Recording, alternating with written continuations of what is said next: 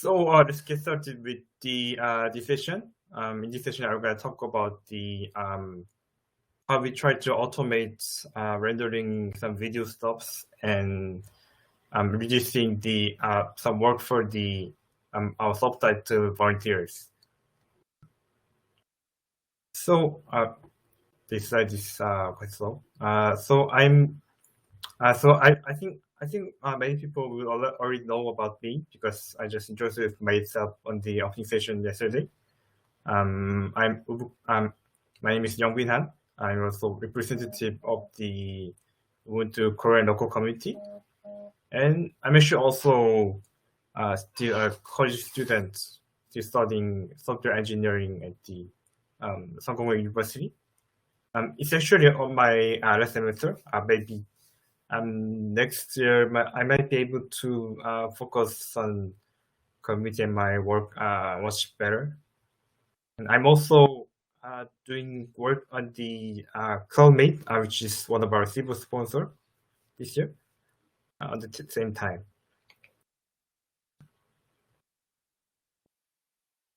So if you're enjoying our UbuCon Asia this year, today, you can see that many of our sessions are actually in their own native language, not the English, and they also had their own the English subtitles.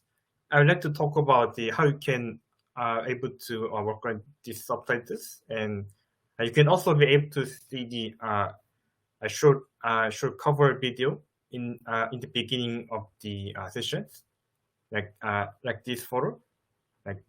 There's a title and the information about speakers, and so it also shows some sponsor logos for short formats. I also like to talk about how we can do that for in the short time by automating the rendering jobs. So let's talk about the subtitle first.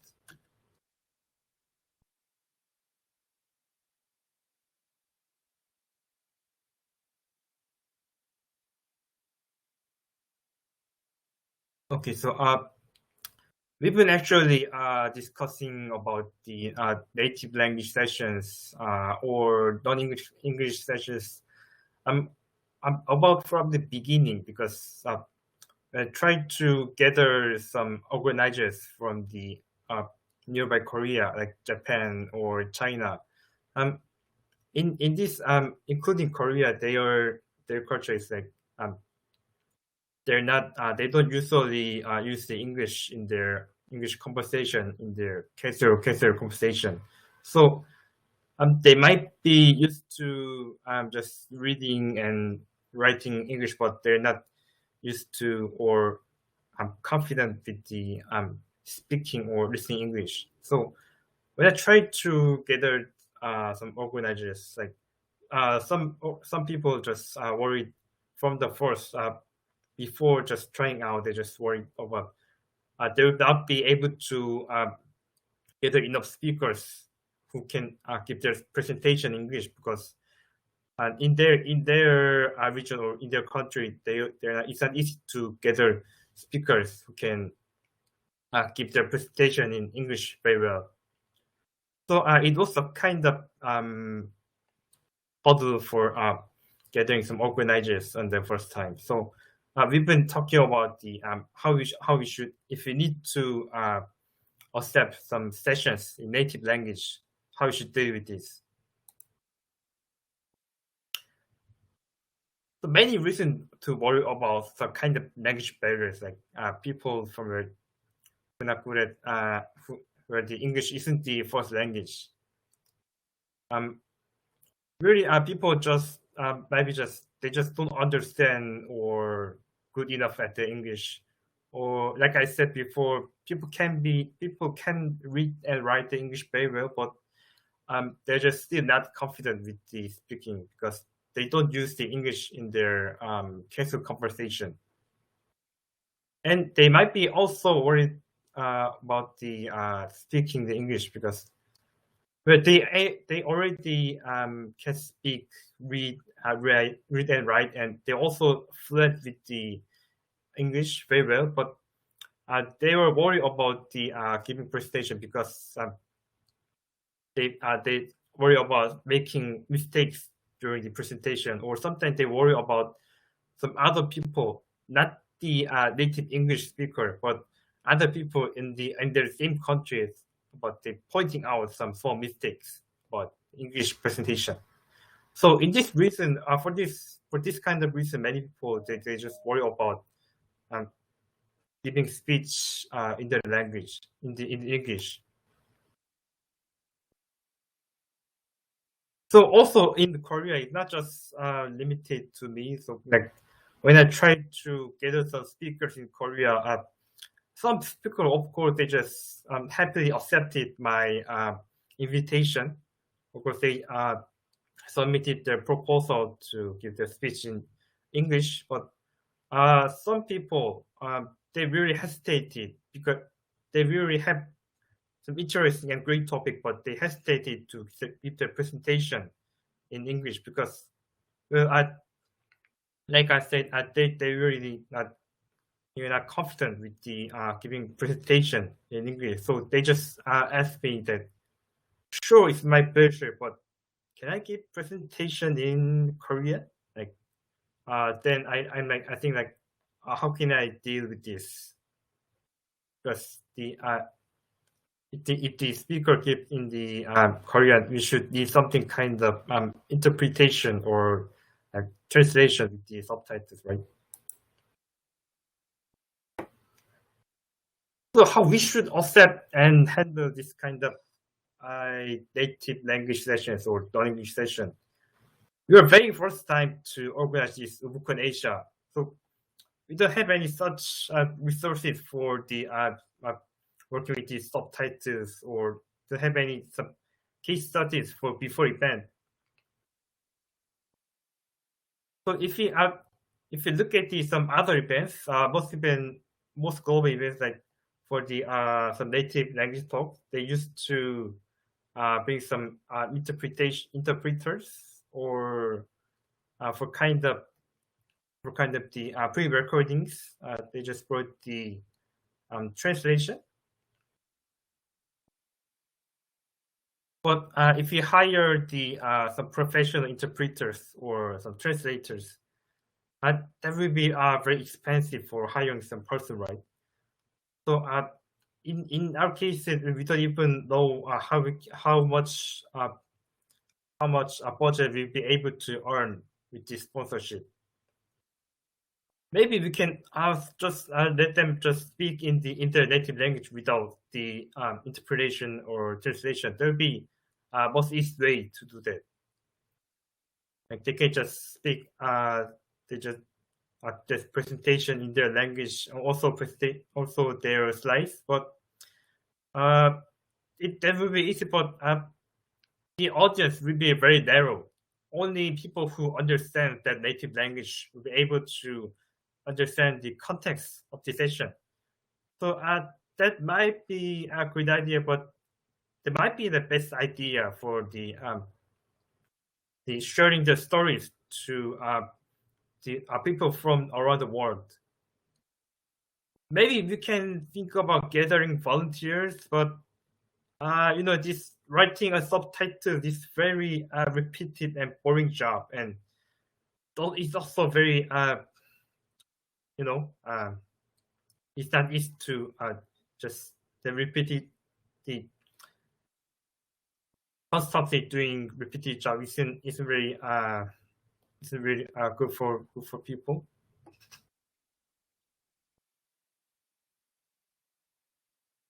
So by discussing this kind of how you should deal with subtitles, we just like this was like last year, just like trapped in this kind of infinite discussion loop. It's like start with the if you limit session to English only, we can bring enough speakers. Oh, then why don't we accept some native language sessions? Then another organizer said like, if we do that with translation, the participants or audience will be limited. Like, do we need to hire some professional person? Like then other people said, that'd be so much expensive. Then what about getting volunteers? Like, and then another people said like, we don't even know how many volunteers we'll be able to gather for this very new event. People don't really. This is people. Most people don't even know what this event happening. So it's like the infinite loop. Like we couldn't really. It was very difficult to make a decision about this, but we have to make the decision so that we can go forward and organize the event. And anyway,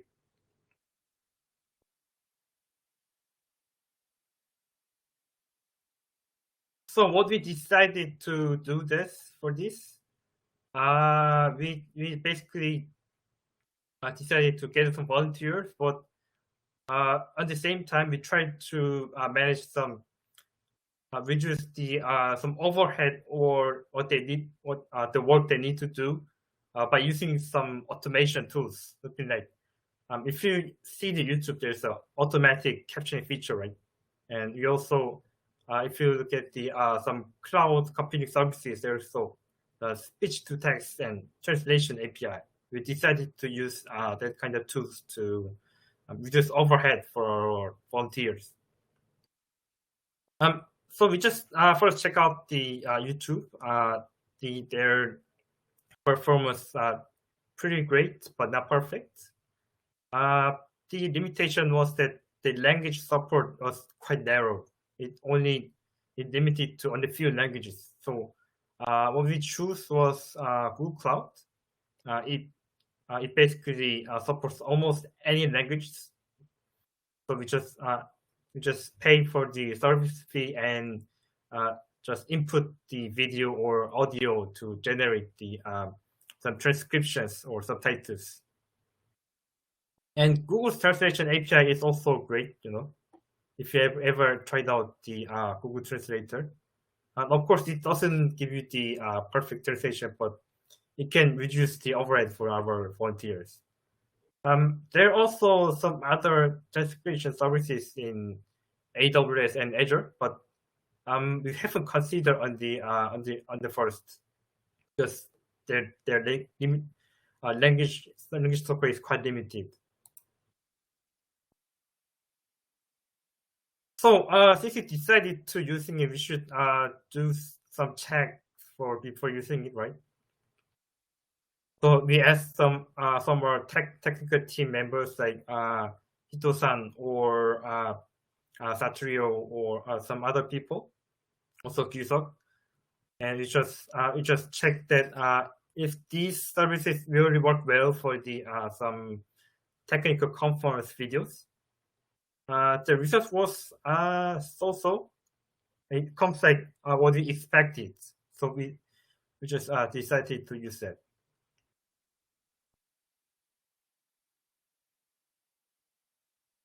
So after some decisions and testing, we started to setting up some scripts and CI/CD pipelines for automations.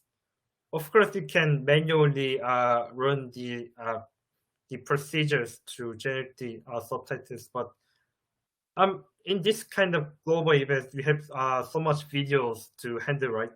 You cannot do that manually one by one. That will take too much time. So we wrote the scripts for the subtitles. There was a sample code from the Google Cloud tutorial repositories. I just copy pasted and modified it for the latest Google Cloud SDK version. And for the CI/CD, we use GitHub Actions. We also use the metrics build that allows us to run multiple tests for each video in parallel.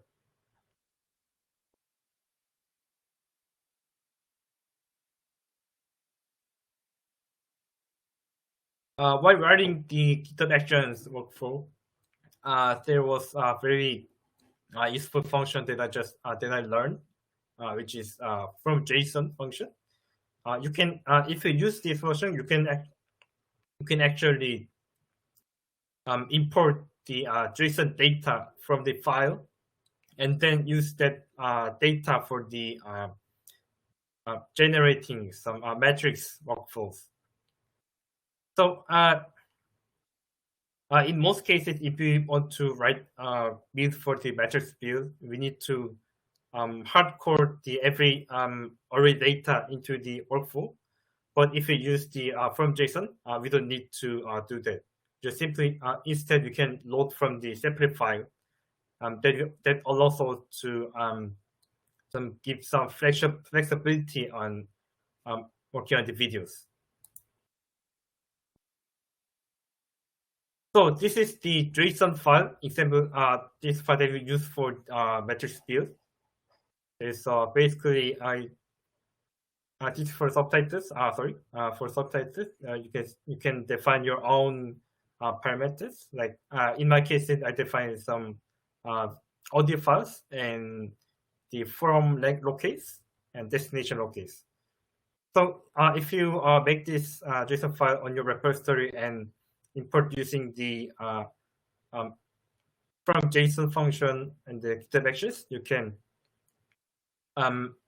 make it run for the run multiple jobs on the same time for these variables.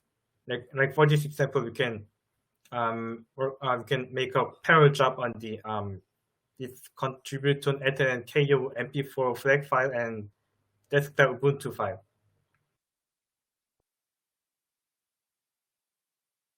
So to actually use the from JSON, you can use these functions like this.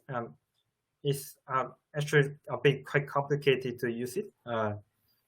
Before using the from JSON, you need to do kind of some sanitizing for the for data, so that you can use the data without any problem. And then you can you simply just use the data on the from JSON and here on the metrics strategy. So if you write the JSON file and import in the workflow like that, that will look like this in action. If you run the pipeline in action, that will populate the task from the JSON file and run the multiple jobs at the same time like this.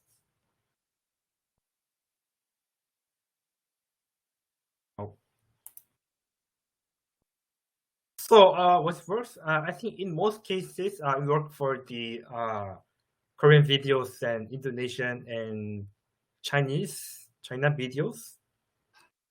But it also didn't work for some specific cases. That case was the Japanese video.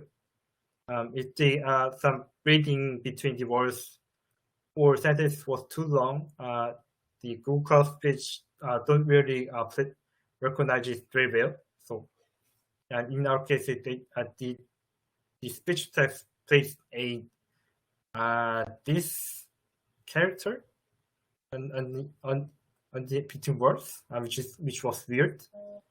And also for the Taiwan, it was the video, the audio was blurry, so the result was also didn't really great. About the let's not talk about the videos. So working with the videos is also quite repetitive and boring job. We need to do basically we need to do the really same things for the each videos.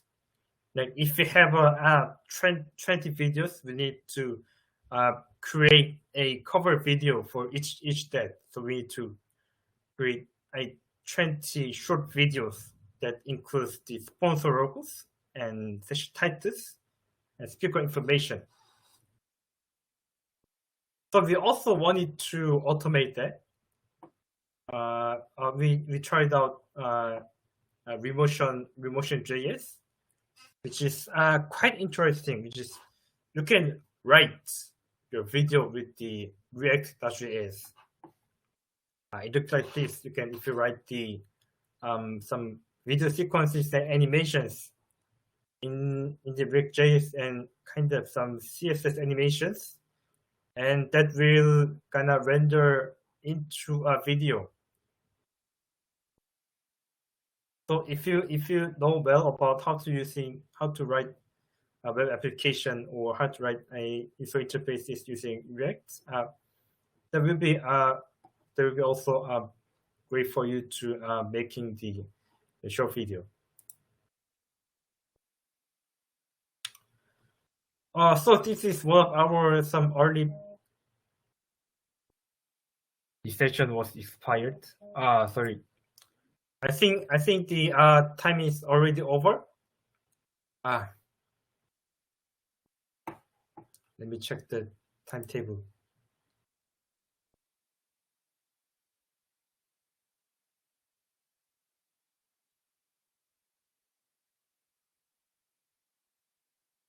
I think it's we have 10 minutes left.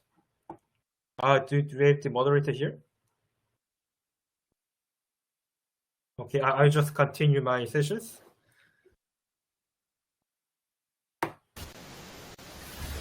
Hi, do anyone have any questions? So Roy, the session, the time is expired, right? Yeah, like we have around 7 minutes. Okay.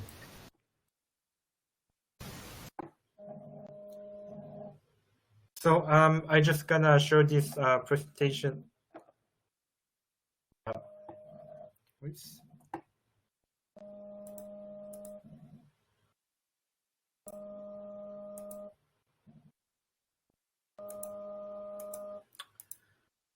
So the 7 minutes left, I just continue, just quick summarize on these sessions. So we could make the videos like this.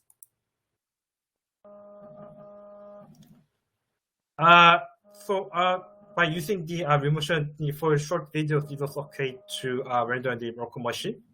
But if we try to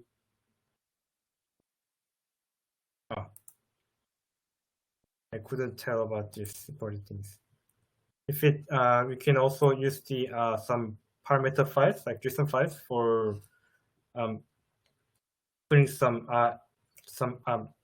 giving some inputs to when rendering videos. So you can parameterize the videos and make the multiple videos from the same templates like this. And we also use the metrics build for the rendering the videos. And in these cases, I use some simple glue scripts because it's a bit complicated to run the procedures. So I made the glue script for generating the JSON metrics files.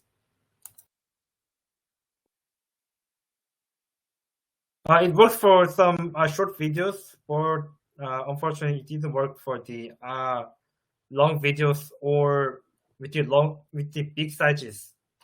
Like there's a limitation on the Node.js Fluid engine. It cannot load the files larger than 2 gigabytes, and GitHub Actions state limitation that a single workflow can run up to maximum 6 hours.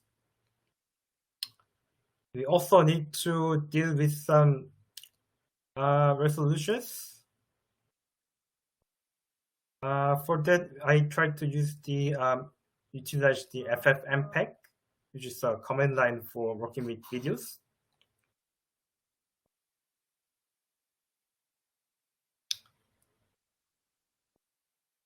There was quite annoying situation with the videos. Some videos were in the wrong resolutions. Like we asked people for 1080p resolution, but some people give us 720 resolution, and some videos with the wrong sample aspect ratio.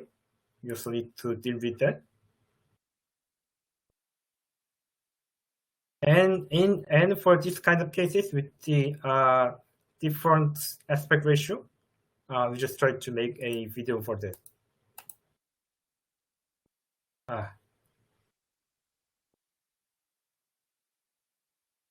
So this is also important. Consideration of actually, if you while running the matrix build, if one task fails, the whole workflow fails. But for working with the video, we don't want that. So if you want to keep other parallel jobs to keep going, you will need to disable the fail fast. This is enabled by default. So if you're working with some kind of video, make sure to disable that. That'll be helpful for you. So that was this is the conclusion. Sorry, I was just the time was very short for me, so I had to go something really fast. But I will of course share the slides so that you can see.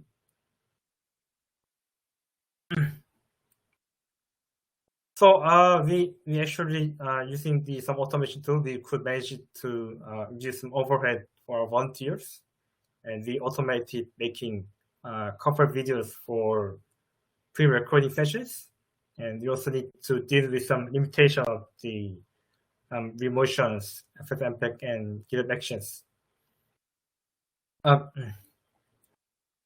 Something like remotion.js, they use the they use Chromium. They actually use the Chromium and FFmpeg to render the video. So if you run the task on the GitHub Actions, it goes really slow, and if you put some long videos on there, that will exceed 6 hours. And FFmpeg is useful for some automating for various video relating jobs, like concatenating some multiple videos or rescaling, extracting audios, something like that. And so the very fast option is also something you need to check. So that was my presentation.